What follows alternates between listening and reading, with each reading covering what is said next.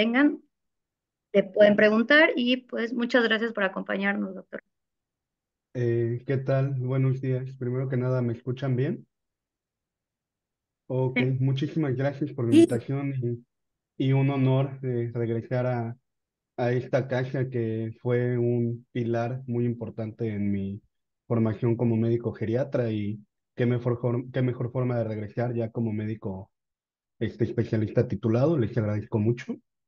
Y vamos a hablar de un tema que por más decir es de vital importancia, que es la prevención de accidentes y caídas en las personas mayores. Es algo frecuente, a menudo lo consideramos como una parte inevitable del envejecimiento, pero bueno, espero que durante el tema podamos tocar algunos puntos álgidos para que nos quede claro que esto no es ni algo común ni que se debe normalizar como parte de un envejecimiento saludable.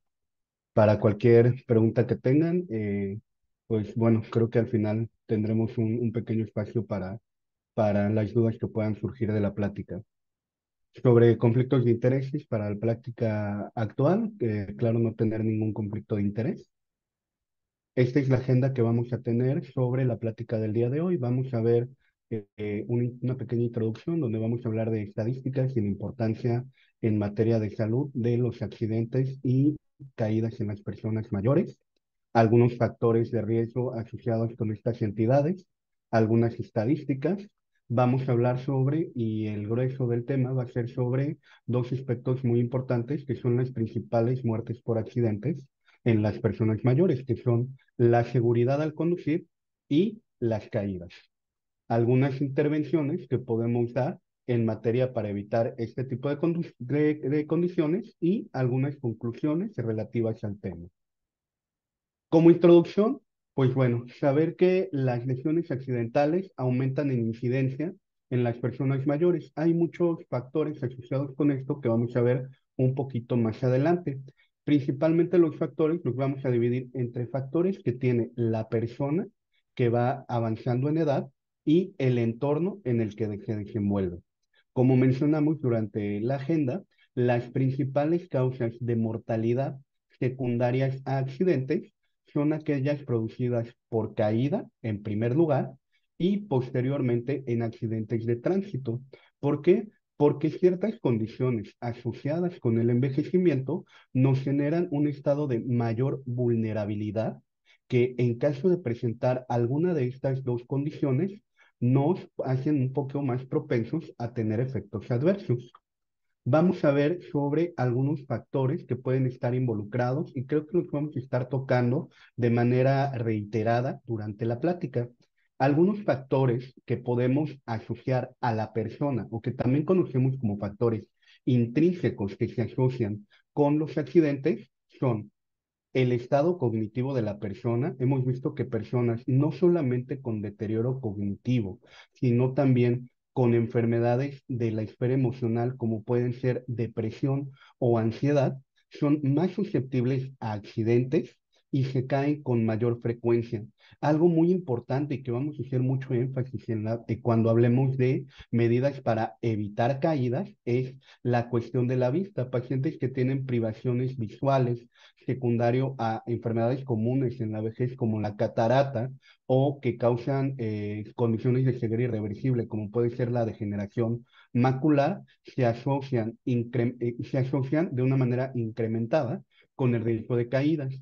La manera en la que camina la persona, ya sea por enfermedades como pueden ser de tipo articulares, como la artritis reumatoide, la osteoartritis, enfermedades neurológicas como secuelas de un infarto cerebral o la enfermedad de Parkinson, nos ponen en un riesgo incrementado de caídas, así como también las condiciones de privaciones auditivas, que son extremadamente comunes conforme vamos avanzando en edad.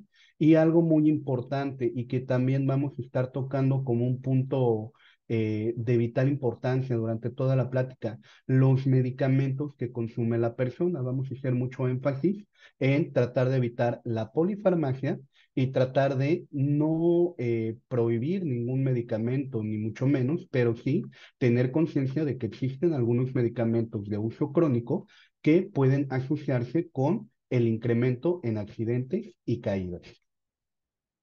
En cuanto a los factores extrínsecos o relacionados con el entorno, pues básicamente me gusta mucho esta foto de Times Square en la ciudad de Nueva York, donde prácticamente podemos englobar todos los factores externos o relacionados con el lugar en el que se desenvuelve la persona que se pueden asociar a caídas. Lo principal, y esto es algo muy importante que viene en relación con el envejecimiento, de cómo va siendo el proceso cognitivo, es el exceso de distracciones que podemos tener en el entorno. Aquí vemos que hay pantallas por todos lados, hay ruido por todos lados, está la acera, la gente caminando muy cerca de donde se encuentran los vehículos, por supuesto, un área muy, muy congestionada. En este caso no lo podemos ver, pero es habitual en nuestro país y bueno, sobre todo en la ciudad en la que me encuentro, que la verdad hace mucho, hace falta mucho en cuestión de infraestructura más amigable para el adulto mayor, que podemos llegar a tener terrenos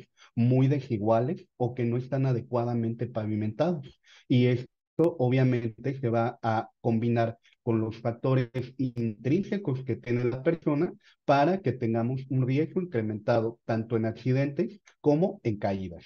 ¿Vale? ¿Cómo está el panorama en nuestro país? La verdad es que estas cifras parecen un poquito desalentadoras.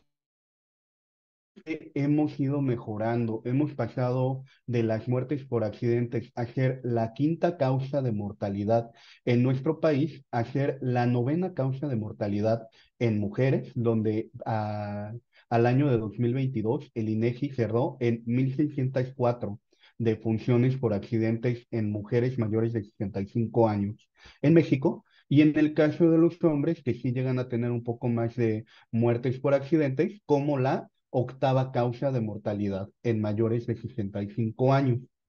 Hemos mejorado, sin embargo, sigue siendo una de las principales 10 causas de mortalidad en nuestro país, por lo cual es importante tomar al respecto. Vamos a empezar entonces propiamente con la prevención de los accidentes. Y como mencionamos, la segunda causa de mortalidad por accidentes son los accidentes de tránsito. Hay mucho en boga y la verdad es que falta mucho en cuestión de legislación en este aspecto en nuestro país, porque pues no se habla mucho ni en la Ley General de Tránsito ni en la Constitución sobre cuáles son los parámetros a seguir en personas mayores que conducen un automóvil. A tomar en cuenta algo, si la persona lo puede seguir realizando y podemos garantizar que lo realice de una manera segura, siempre tenemos que garantizar que la persona mayor, si tiene las capacidades de conducir, lo siga haciendo. De acuerdo con opiniones de expertos, mencionan que las personas mayores deben continuar conduciendo siempre y cuando se pueda garantizar que esta práctica sea segura. Vamos a ver qué evaluaciones podemos realizar para garantizar una conducción segura. ¿Por qué es importante? Porque si hemos visto que el hecho de que empecemos a privar a las personas mayores de sus actividades cotidianas puede asociarse con resultados adversos en la salud. Y algo que hemos visto, sobre todo en cuestión de conducción segura, es que una persona que deja de conducir duplica su incidencia de depresión. Entonces, ¿qué herramientas de detección podemos utilizar durante una valoración geriátrica? Primero que nada, la visión. Tenemos el recurso de un oftalmoscopio directo, donde podemos ver directamente las estructuras del fondo de ojo, como puede ser la retina, para ver si no existen cambios que nos pueden asociar a una disminución en la visión. Muy importante estas tablas que podemos descargar fácilmente de internet, que se conocen como tablas de Ishihara, para ver la visión cromática, es decir, cómo está nuestra visión a color, para ver si tenemos todavía capacidades adecuadas para discernir los colores. Esta carta, que también es muy importante y que cuando tengamos un paciente que se queja de problemas en la visión podemos aplicar, que es la cartilla de Snellen, para evaluar qué tal está nuestra agudeza visual. En cuanto a funciones cognitivas, tenemos diferentes herramientas de cribado cognitivos que no solo nos van a evaluar la memoria, sino todas las funciones integrales que conforman la mente, como puede ser visión ejecutiva, la adecuada identificación de objetos, el hecho de poder realizar tareas múltiples en diferentes, de manera simultánea. Y nuevamente lo que estamos mencionando, qué medicamentos está consumiendo la persona y que se pueden asociar con un incremento en el riesgo de caídas y de accidentes de tránsito, ya sea por disminución en el estado de conciencia o que nos ¿Sabes? afecten directamente. ¿Por qué no hablan? Perdón, ¿me escuchan? Sí, sí, lo es. Sí, sí, continúan. No, no, no, Ah, no te preocupes. Sí. perdón, es que como mencionaron que no se escuchaba. Y bueno, algunos medicamentos que sí hay que tomar en cuenta que pueden afectar nuestras capacidades para conducir. Entonces, tenemos algunas recomendaciones que podemos hacer sobre la conducción segura. La verdad es que sí. Número uno, considerar que difícilmente o como parte de un envejecimiento saludable, no debe suceder que una persona de la noche a la mañana deje de conducir o pierda por completo una capacidad como es la conducción. Generalmente esto suele realizarse de manera gradual.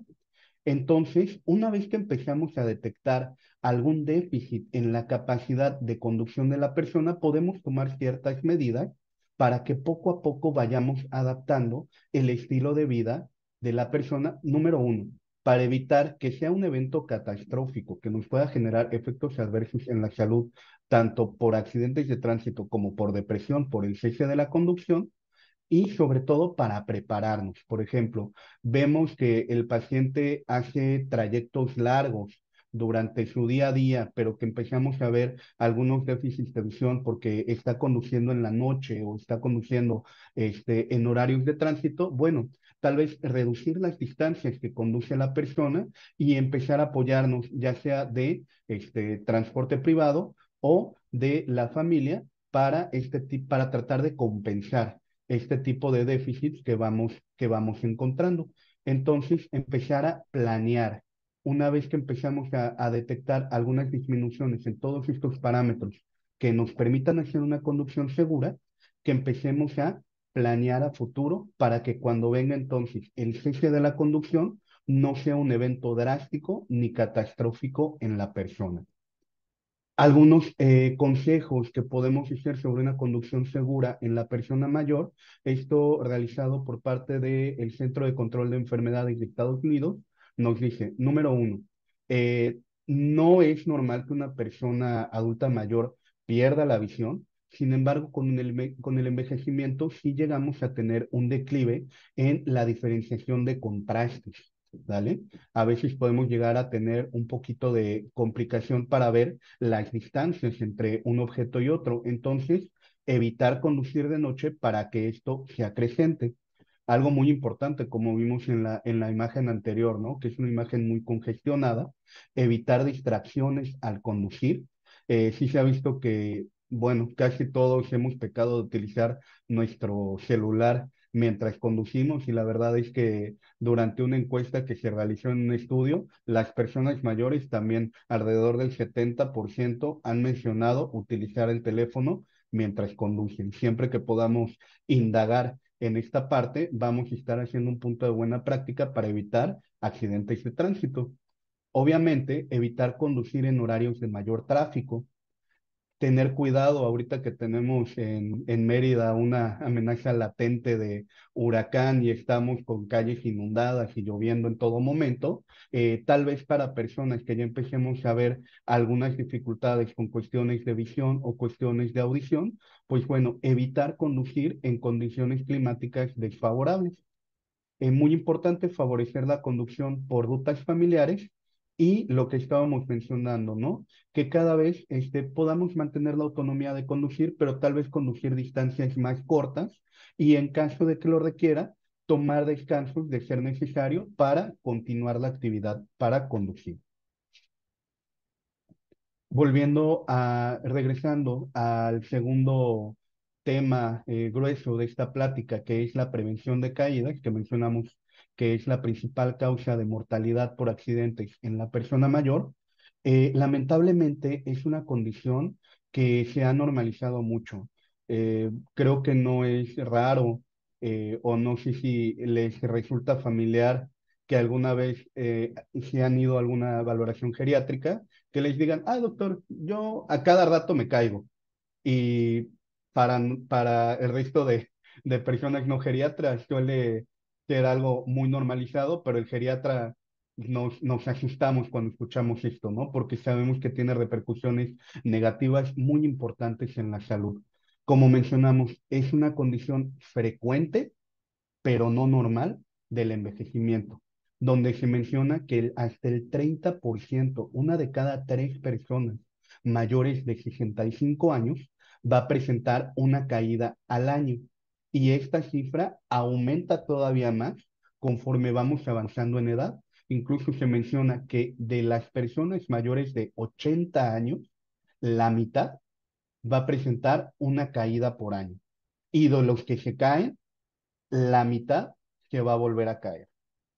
Una tercera parte de las personas que se caen, como mencionamos, normalizan esta condición y no la mencionan en una consulta médica. ¿Y por qué es tan importante? Porque una cifra nada despreciable sufre una complicación grave. Hasta el 40% se ha descrito que puede sufrir alguna complicación como miedo a caer, dificultad en el inicio de la marcha, marcha insegura, pero una de cada 10 personas puede llegar a sufrir una complicación grave, como cual traumatismo craneoencefálico o fractura de cadera. Como mencionamos, lo normalizamos y se atribuyen las caídas a una parte normal del envejecimiento. Vamos a ver que esto no es así. ¿Por qué es tan complicado o por qué a veces se normaliza tanto la cuestión de las caídas en la persona mayor? Porque hasta muy poco se le ha empezado a dar la importancia que requiere como un síndrome geriátrico. ¿A qué nos referimos cuando hablamos de un síndrome geriátrico? Que es una condición que aumenta su incidencia con el envejecimiento, pero que lo que la vuelve tan complicada es que no tiene una causa. A veces podemos decir, ah, una persona tiene diabetes porque tiene el antecedente familiar y tiene una alimentación inadecuada que le condiciona problemas en el metabolismo de los carbohidratos. En el caso de un síndrome geriátrico no existe una sola causa identificable, sino que como vimos son muchísimos factores que van interaccionando uno encima del otro y van sumando para generar una condición tan compleja en su origen y de la misma forma tan compleja para tratar que, como vemos aquí, no tienen un tratamiento específico. Muy importante, y por qué hacemos mucho énfasis y lo vamos a ver en el tratamiento, ¿dónde se cae la persona mayor? Estas son estadísticas del Centro Nacional para la Prevención de Accidentes y Enfermedades, el CENAPRESE, de 2017, donde si vemos, más de la mitad, el 57.7%, se cae en un entorno familiar, en el hogar, donde cocina, habitación, transferencias al baño y un porcentaje nada despreciable, pero también importante, se caen en calle o carretera. Y muy importante, por qué a veces es tan difícil indagar acerca del origen de una caída? Porque hasta un 8% se ignora dónde fue la caída. Y de la misma forma que la persona no siempre puede externar el lugar en el que se cayó, a veces es un poquito complicado que nos defina la causa de la caída. Habitualmente y no va a ser nada raro. Y si nos están escuchando compañeros de geriatría, cuando preguntamos, ¿y qué estaba haciendo cuando se cayó? Doctor, no lo sé, de repente sentí que mis piernas no me funcionaron y ya estaba en el suelo. No me mareé, y algo muy importante, a veces nos dicen, pero el problema es que no me pude parar. Y eso es muy importante porque si tenemos un entorno social donde estamos solos, aquí es donde pueden venir consecuencias desfavorables para la salud. Como vimos, hablando de la caída como un síndrome geriátrico, como una condición multifactorial en la vejez, no tenemos una única causa. Este cuadro me gusta mucho porque nos marca las caídas como si fuera un círculo vicioso, ¿no?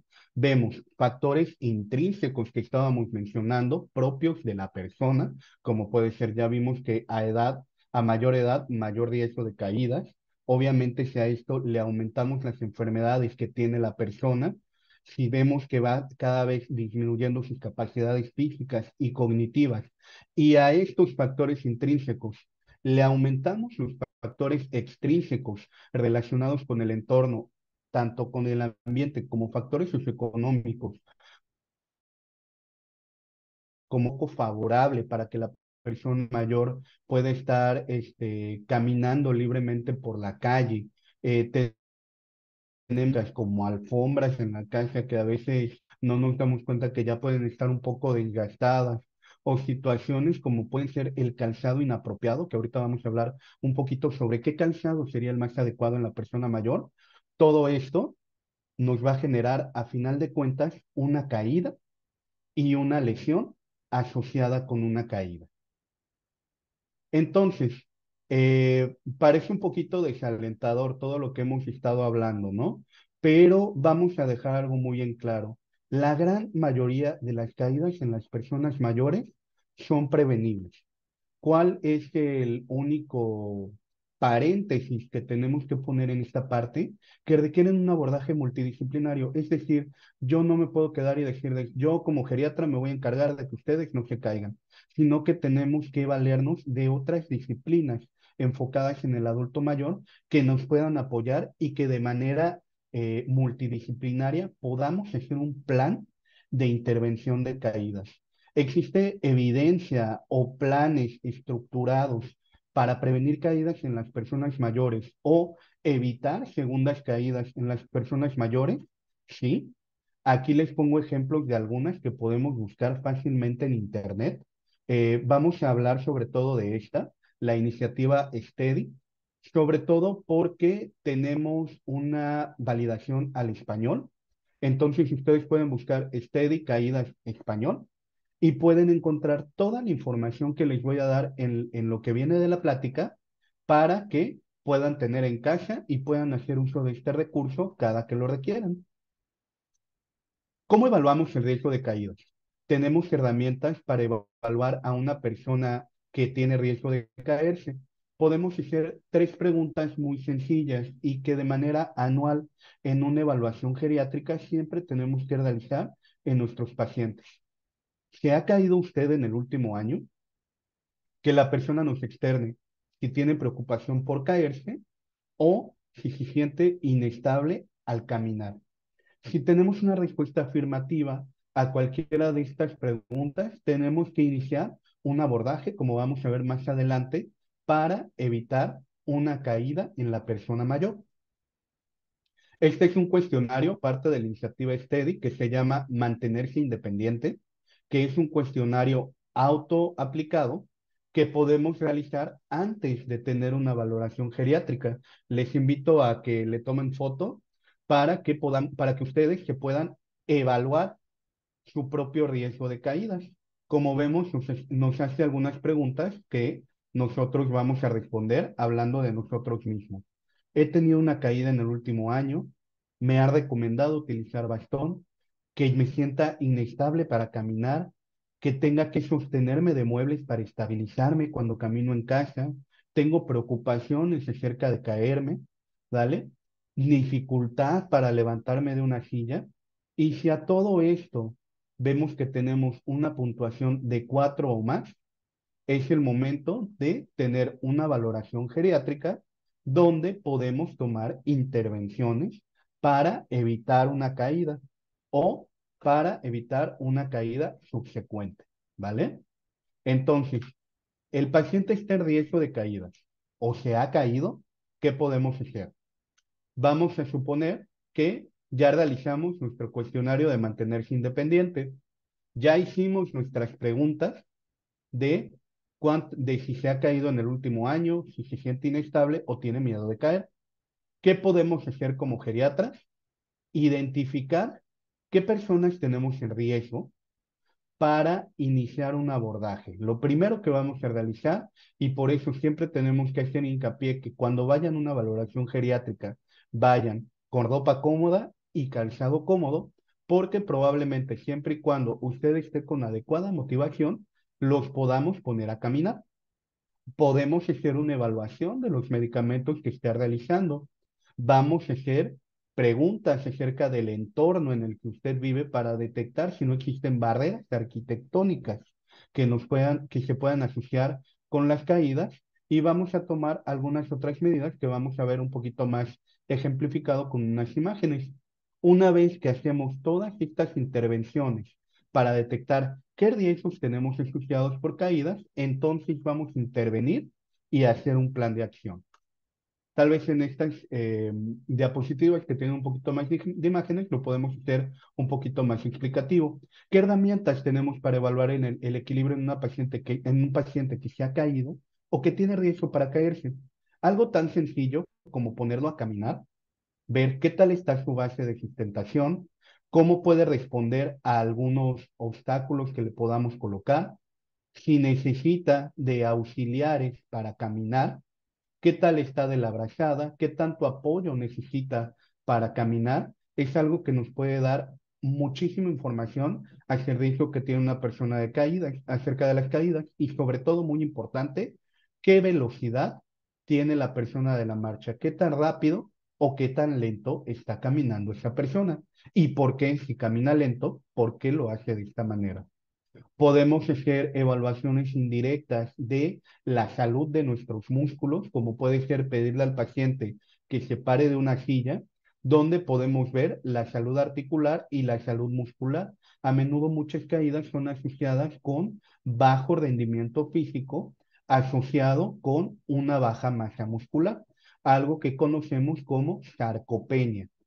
Podemos hacer pruebas un poquito más largas y más estandarizadas, como esta prueba llamada levántate y anda, que le podemos decir al paciente que se levante de una silla, camine 3 metros y regrese, y tomar el tiempo que la persona tarda para realizar esas actividades. Algunas baterías un poquito más completas, como esta que se llama la batería corta de rendimiento físico, donde incluimos buena parte de estos ejercicios. Incluimos pedirle al paciente que se levante de la silla, pedimos al paciente que camine, y también tenemos un apartado inicial donde evaluamos el equilibrio de la persona. Como les digo, pues estas son baterías que nos sirven para cribado. Una vez que detectemos un déficit, podemos canalizar al área de rehabilitación, podemos canalizar al área de fisiatría, o podemos iniciar intervenciones para ver cómo va evolucionando nuestro paciente. ¿Qué otras intervenciones podemos realizar para evaluar el riesgo de caídas que tiene la persona? Algo muy importante, ¿qué calzado está utilizando la persona? Ahora vamos a ver que este calzado tal vez no sea el más adecuado para una persona mayor. Siempre tenemos que abogar el uso de calzado cerrado. Podemos evaluar qué tal está nuestra fuerza muscular, como mencionamos, parte de las causas de las caídas es que tengamos una masa muscular baja, y esto lo podemos medir con un instrumento llamado dinamómetro. Le hacemos al paciente que presione con la mayor fuerza posible que tenga en el brazo este aparato de aquí, y de acuerdo con la cantidad de fuerza que tenga, podemos hacer una asociación subrogada de qué tal está la salud muscular de esta persona, y si vemos alguna alteración, poder hacer intervenciones al respecto. Nuevamente, y parece que voy a caer en la misma muletilla, ¿qué medicamentos está tomando la persona? Para ver siempre qué medicamentos está tomando, por qué los está tomando, cuánto tiempo los ha estado utilizando y qué indicación tiene para tomar ese medicamento, para ver si no hay algún medicamento que se pueda asociar con caídas y que pueda ser seguro retirarlo paulatinamente. También muy importante ver la salud de los pies de la persona, ver cómo está el arco plantar, evaluar la sensibilidad específicamente en pacientes que viven con diabetes o que tengan alguna alteración estructural en los pies que nos puede explicar los problemas de equilibrio que puede llegar a tener una persona. Evaluar nuevamente la visión que tiene la persona y algo muy importante en materia cardiovascular, ver si el paciente no tiene arritmias, ver si no existen variaciones en la presión arterial con el movimiento, algo que conocemos y que es relativamente frecuente en la persona mayor como hipotensión ortostática, es decir, que con los cambios de posición tengamos disminuciones en la presión, que esto nos pueda dar la respuesta de por qué el paciente se está cayendo. ¿Cómo es el calzado adecuado para la persona mayor? Este es un ejemplo. Primero, debemos garantizar que sea un calzado cerrado, que la parte de los dedos sea amplia, que tengamos preferiblemente un método de sellado diferente al de las agujetas, que si se nos llegan a desamarrar no tengamos accidentes con tropiezos. La suela debe de ser biselada, es decir, no precisamente plana, sino que simule lo más que se pueda el arco del pie, donde la tengamos ligeramente más elevada en la parte de atrás y la parte frontal la tengamos en este pequeño desnivel. Pero si vemos la misma altura en la parte de adelante que en la parte de atrás, es decir, no debe tener tacón y preferiblemente si va a tener plataforma que no sea elevada. Debe tener soporte para el talón e idealmente si podemos dar algún tipo de soporte, como en este caso que vemos aquí un poquito más acolchado, para el tobillo. Y por supuesto, la suela preferiblemente que sea antiderrapante. A veces esto es más sencillo decirlo que invitar a las personas que lo realicen, porque sí me ha tocado muchas ocasiones. Doctor, me veo espantosa con los zapatos que utilizamos.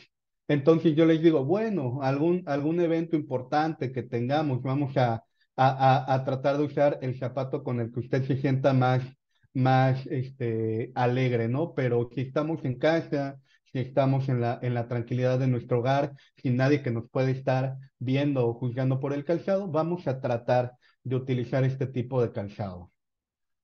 Tenemos herramientas también para evaluar y por eso es muy importante que tengamos siempre el apoyo de un geriatra. Tenemos herramientas para evaluar si la persona está utilizando medicamentos que se puedan asociar con caídas. Tenemos herramientas como el Stop Fall, que por sus siglas en inglés son herramientas sobre prescripción para evitar caídas en las personas mayores y esta que prácticamente nos vamos aprendiendo de memoria poco a poco, que son los criterios de BIRS sobre medicamentos potencialmente inapropiados en las personas mayores para poder realizar algo que conocemos como conciliación farmacológica. Ver qué medicamentos está tomando el paciente, qué medicamentos son los adecuados y qué medicamentos probablemente podemos cambiar por alguna opción un poco más segura en este aspecto. Esta es una infografía de la Sociedad Británica de Geriatría, donde nuevamente hacemos hincapié en los medicamentos. Entonces, hemos estado hablando de medicamentos que se pueden asociar con caídas. ¿Qué medicamentos son estos? Si estamos tomando medicamentos para dormir, hay que tomar en cuenta que estos medicamentos aumentan el riesgo de caídas, sobre todo cuando se asocian con somnolencia diurna o cuando realizamos alguna actividad durante la mañana. Algunos analgésicos, sobre todo los opioides como la morfina, tramadol, algunos medicamentos para controlar la presión arterial, medicamentos, sobre todo los que somos cuidadores de personas con deterioro cognitivo, lo que habitualmente conocemos como demencia, que tienen algunos medicamentos para el control del comportamiento, como los antipsicóticos o antiepilépticos, se pueden asociar con incremento en el riesgo de caídas. Y medicamentos como antiarrítmicos que podemos dar para el corazón también se asocian con riesgo incrementado de caídas. Y este riesgo, lamentablemente, hemos visto que es acumulativo. Es decir, a mayor número de medicamentos, incrementa el riesgo de caídas. Entonces, ¿qué hacemos si estamos tomando uno de estos medicamentos? Lo ideal es tener una valoración por un médico que se puede especializar en la conciliación farmacológica como lo es un médico geriatra.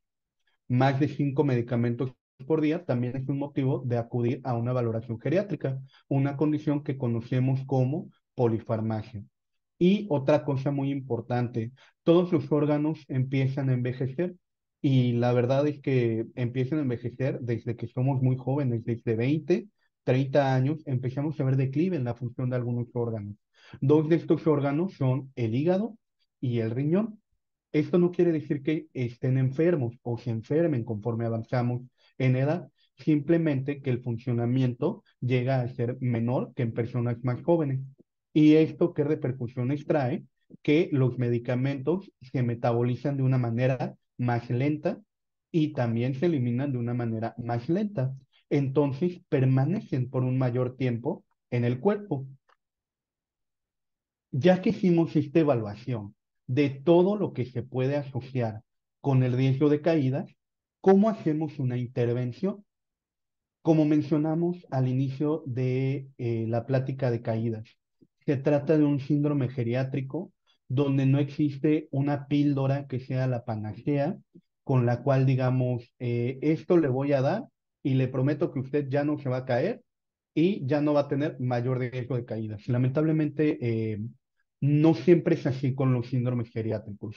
Y también a veces ponemos metas realistas en las valoraciones geriátricas que realizamos, que no siempre vamos a ver un cambio tan inmediato, sino que el secreto de que la persona pueda tener una mejoría en el estado físico y en el estado de salud es la constancia y la repetición de las intervenciones que realizamos. ¿Qué intervenciones utilizamos para que la persona disminuya su riesgo de caídas? Nuevamente, podemos utilizar muchísimas y podemos estar hablando todo un día entero sobre la evidencia que existe para la realización de intervenciones en el riesgo de caídas. Vamos a tratar de hacer una intervención unitaria, por darle un nombre, que se conoce como intervenciones multicomponentes, que a la persona que le apliquemos estas intervenciones podemos mejorar su estado físico y podemos reducir su riesgo de caídas. Entonces, me van a preguntar, ¿estas intervenciones aplican absolutamente para todos? Eh, Tal vez resulte un poquito ambiguo responder un poco esto, pero actualmente estamos abogando por algo en la geriatría conocido como atención en salud centrada en la persona. Es decir, vamos a hacer una evaluación integral de todo el estado médico y del entorno de la persona y de todas las esferas que intervienen en la salud, como puede ser el estado cognitivo, el estado de nutrición, el estado de afecto que tiene la persona. Y muy importante, preguntarle a la persona, para usted, ¿qué es lo más importante en su atención en salud? Y una vez que tengamos esta respuesta, vamos a hacer un plan de atención en salud centrado en la persona, en sus objetivos y en lo que la persona considera más importante. Aquí está el arte de que realizamos los geriatras con una valoración geriátrica integral.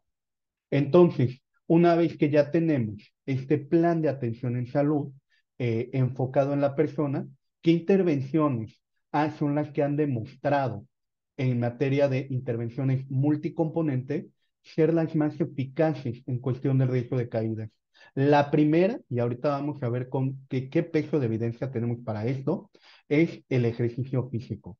Tenemos algunas recomendaciones genéricas que podemos hacer en materia de ejercicio físico, sí, al inicio siempre tienen que ser vigilados por un médico especialista y posteriormente podemos dejar un plan de ejercicios que la persona puede realizar en casa.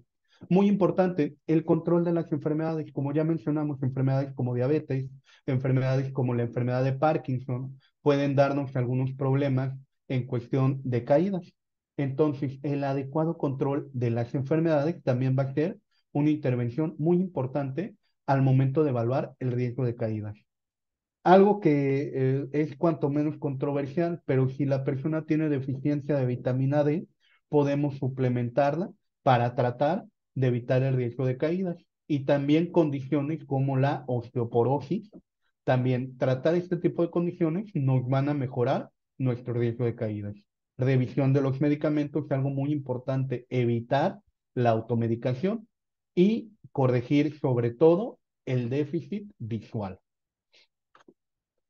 Vemos un plan de atención personalizada. Esta diapositiva la pongo a colección porque se han vuelto muy populares los protectores de cadera. Funcionan, la verdad es que hasta el día de hoy el beneficio de estas intervenciones resulta ser incierto. Entonces, no les podemos dar una recomendación acerca de utilizarlas. Además, no son tan fáciles de conseguir y por lo tanto no podemos dar una recomendación sólida sobre si funcionan, porque tal vez nos puedan reducir el riesgo de una fractura de cadera, pero no nos van a evitar, número uno, la causa de la caída, es decir, no nos van a estar tratando el motivo por el cual el paciente se está cayendo y no nos van a evitar otras complicaciones de las caídas, como puede ser deshidratación por permanecer de manera prolongada en el suelo, un traumatismo craneoencefálico, problemas en cuestión cognitiva por el hecho de no podernos incorporar. Realmente, si tienen, se pueden utilizar, pero que les podamos garantizar una mejoría en resultados adversos con el uso de estos protectores de cadera, la verdad es que todavía no lo sabemos. Entonces, esta es una infografía del Instituto Nacional de Geriatría acerca de cómo evitar la polifarmacia, el uso de más de 5 medicamentos de manera simultánea. Siempre tenemos que ver medicamentos que no son efectivos, vamos a retirarlos. Medicamentos que no sean necesarios, vamos a tratar de dejarlos únicamente de manera sintomática por el menor tiempo posible o si va de acuerdo con las expectativas del paciente, vamos a tratar de retirarlos. Medicamentos que estén duplicados, que no nos hayamos dado cuenta, vamos a retirarlos. No estamos diciendo que está prohibida la polifarmacia. Hay enfermedades crónicas, como son sobre todo la insuficiencia cardíaca, que de entrada nos pueden llegar a dar 5 o 6 medicamentos o más de cajón, que de acuerdo con el estado funcional de la persona, sea una polifarmacia justificada. Pero siempre vamos a tratar de minimizar los riesgos de efectos adversos derivados de estos medicamentos. ¿Cómo vamos a hacer esto? Obtener una anamnesis, es decir, un interrogatorio farmacológico completo. ¿Cuánto tiempo tiene tomando este medicamento? ¿En qué dosis lo está tomando? ¿Por qué lo está tomando? Y muy importante, checar la cajita del medicamento. Siempre les invitamos a que en una consulta de valoración geriátrica nos lleven una bolsa, aunque nos tardemos más en la consulta, pero que veamos qué medicamento se está tomando, podamos sacar el medicamento de la cajita y ver si realmente lo está tomando como se encuentra indicado. Evaluar si los medicamentos nos pueden afectar las capacidades del paciente, tanto las físicas como las cognitivas, como las psicológicas incluso. Nunca dar un medicamento para tratar un síntoma. Y creo que, bueno, de los pacientes que me ha tocado atender, siempre que me dicen, es que tengo esto, tengo esto, tengo esto, yo siempre les digo, ok, es la primera vez que nos vemos, vamos antes de estar tratando por tratar, a preguntarnos, ¿por qué nos está sucediendo esto? Y tratar de llegar, antes de tratar un síntoma, a llegar a un diagnóstico, a llegar a la causa de ese síntoma. Y tal vez sea un proceso un poquito más alargado que nada más dar un medicamento para tratar el síntoma, pero que a largo plazo nos va a dar mejores resultados. Entonces, siempre preguntarnos, cuando tengo un síntoma, ¿por qué me está sucediendo esto? Hacer revisiones periódicas de la medicación como especialistas en la salud, tenemos y estamos obligados a conocer el mecanismo de acción del medicamento, efectos adversos y siempre realizar evaluaciones de interacciones que puedan haber entre estos medicamentos. En caso de que tengamos múltiples enfermedades, podemos utilizar un medicamento que nos pueda ayudar con dos o más condiciones. Hacer una tabla donde podamos poner este medicamento, a qué hora lo va a tomar, a qué dosis y el motivo por el cual lo toma. Y muy importante, educar al paciente y al cuidador en relación con los medicamentos. Es, ¿por qué estamos cambiando esto? Porque tratamos de evitar esto. ¿Por qué estamos quitando esto? Por esto. Siempre comunicarnos con el paciente, siempre comunicarnos con el cuidador y darles un porqué de nuestra intervención. Y muy importante, tal vez ahorita nos motivemos a decir, oiga, tal vez no necesito este medicamento, vamos a quitarlo. Hay medicamentos que no se pueden suspender de golpe. Entonces, siempre que queramos retirar un medicamento, nos tenemos que asesorar con el especialista que nos indicó ese medicamento, con el objetivo de evitar complicaciones. Hay una condición asociada con las caídas conocida como el síndrome de poscaídas. No me voy a detener mucho en esto, pero también las intervenciones multicomponentes nos pueden ayudar a prevenir este síndrome poscaídas. ¿A qué nos referimos con este síndrome? Que posterior a una caída exista un nuevo miedo a caer que nos tenga repercusiones en nuestras actividades cotidianas. No les quiero marear mucho con números, pero a esto quiero llegar con, ok, ya me dijeron que tengo que hacer ejercicio, ya me dijeron que tengo que eh, corregir vitamina D, ya me dijeron que tengo que realizar intervenciones como mejorar mi visión. ¿Funciona? La verdad es que sí. Como les digo, no quiero aburrirlos con esta parte de números, pero vamos a ver. De este acúmulo de estudios que conocemos como metaanálisis, se evaluaron qué eficacia tiene cada una de estas intervenciones en la prevención de las caídas.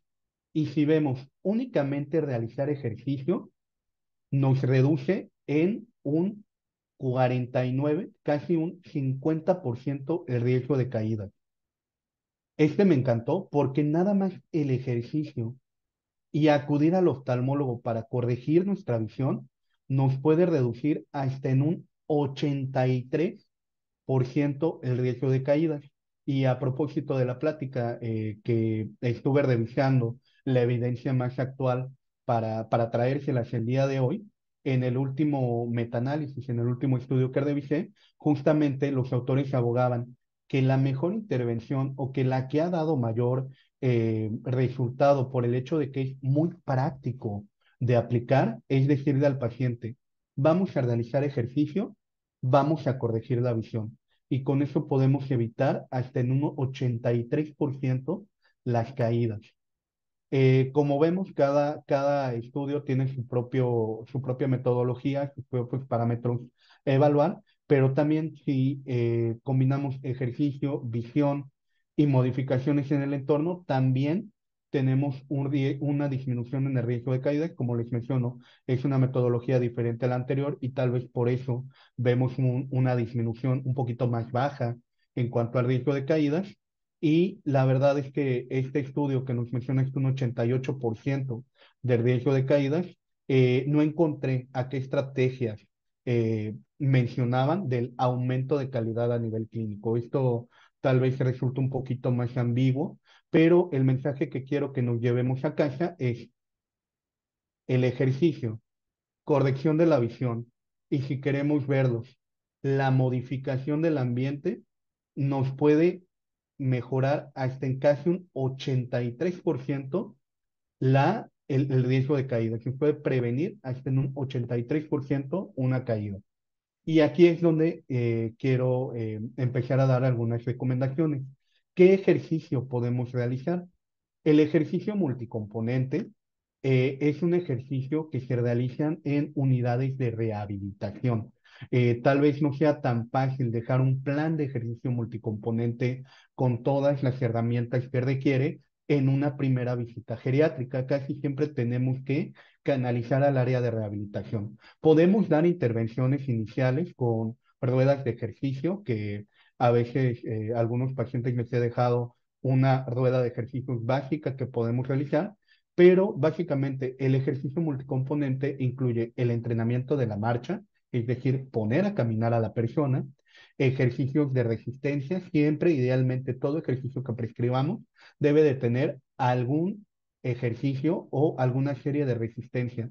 No vamos a poner pesas de 20, 30 kilos a una persona que ya tiene pérdida de masa muscular asociada con edad, pero le podemos poner algunas contrapeso bajo, como pueden ser incluso botellas de agua de 600 mililitros, mancuernas de 500 miligramos, pero que tengamos ejercicio de resistencia. Y si las capacidades de caminar del paciente lo permiten, ejercicios de equilibrio. ¿Por cuánto tiempo? Lo mínimo que recomienda la Organización Mundial de la Salud a la semana son 150 minutos de ejercicio a la semana.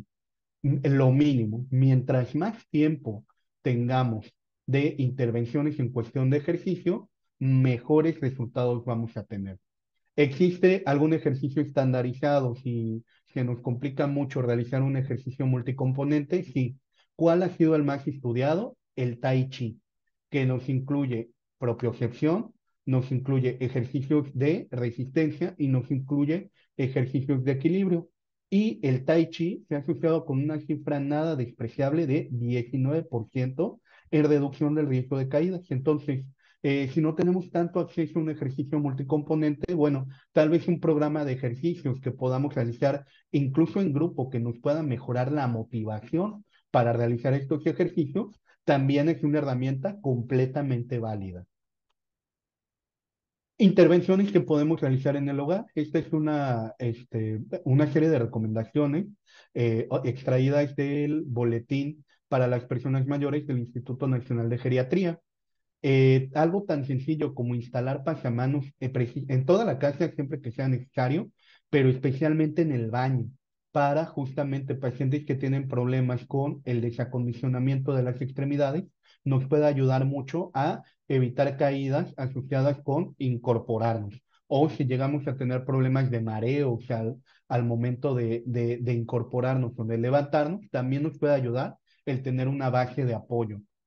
Evitar colocar cables en el suelo. Tal vez no sea tan raro esta situación. De hecho, yo peco un poco de esto en mi propia casa, que tengo cables pegados por todos lados, pero siempre que podamos, tenemos que evitarlo, justamente para evitar barreras arquitectónicas, para evitar tener obstáculos en el suelo que puedan generar un tropiezo. Acomodar los muebles, idealmente que queden lejos del tránsito de las personas para evitar nuevamente poner obstáculos que nos puedan generar un tropiezo o una caída en nuestro propio hogar. Evitar almacenar las cosas en lugares altos también es una opción que podemos llegar, que no nos tengamos, si llega a ser algo muy habitual, que la persona se pare sobre un banquito, se pare sobre su silla para obtener, no sé, algún condimento para cocinar. Vamos a procurar que todos los aditamentos que necesitemos estén a nuestra altura de una manera segura. Y algo muy importante, la verdad es que como geriatras no nos gustan mucho las alfombras.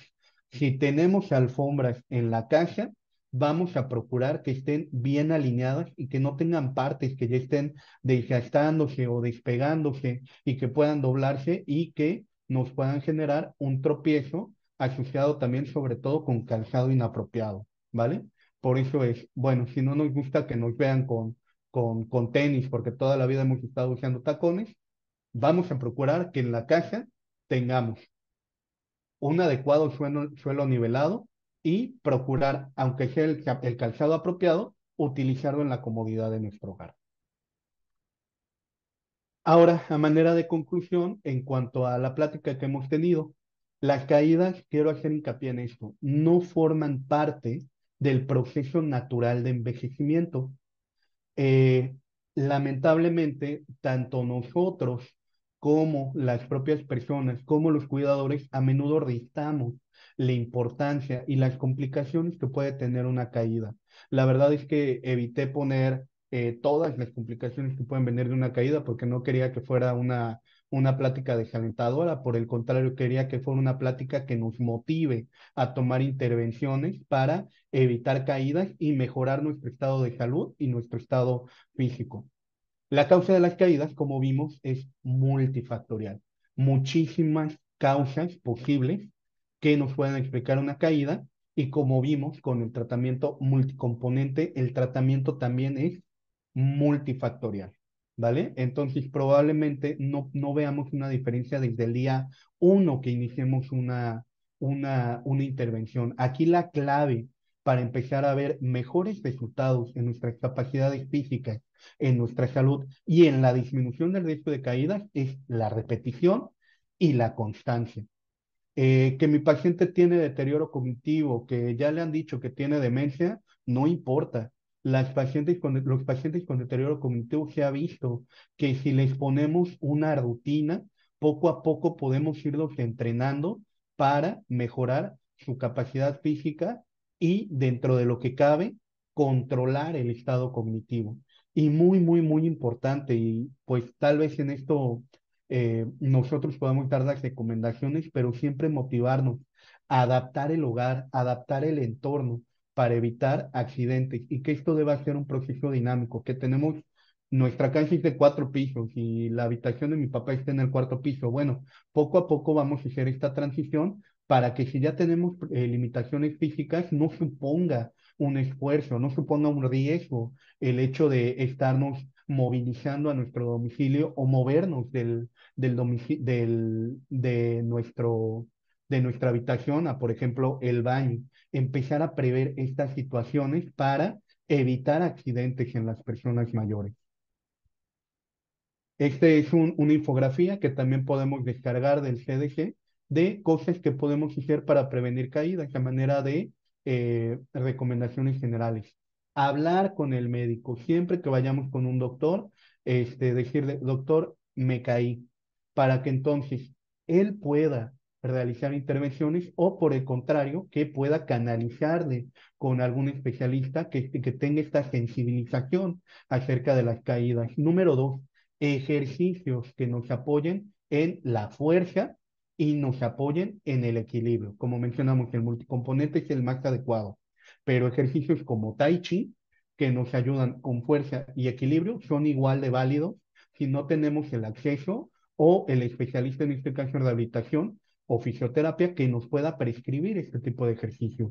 Vamos a hacer evaluación de pies y ojos, como les dije, la privación visual, la privación auditiva vamos a corregirla. Vamos a utilizar el calzado apropiado para evitar caídas y las adecuaciones en el entorno que ya estuvimos mencionando anteriormente, las intervenciones que podemos realizar para un hogar seguro. Y me gustaría terminar la plática con una frase de uno de los pilares de la geriatría moderna, el doctor Bernard Isaacs, para dar un poco de sensibilización acerca de cuál es la importancia de que una persona mayor no presente caídas. Nos menciona, a un niño le lleva un año adquirir el movimiento independiente y 10 años adquirir movilidad independiente. Una persona mayor las puede perder ambas en un solo día. Esta sería la última diapositiva. Les agradezco enormemente su atención. Veo que tuve problemas de la cámara y, y me dejaron de ver a mitad de la plática. Espero que me hayan podido escuchar adecuadamente y estoy abierto para cualquier duda que haya surgido.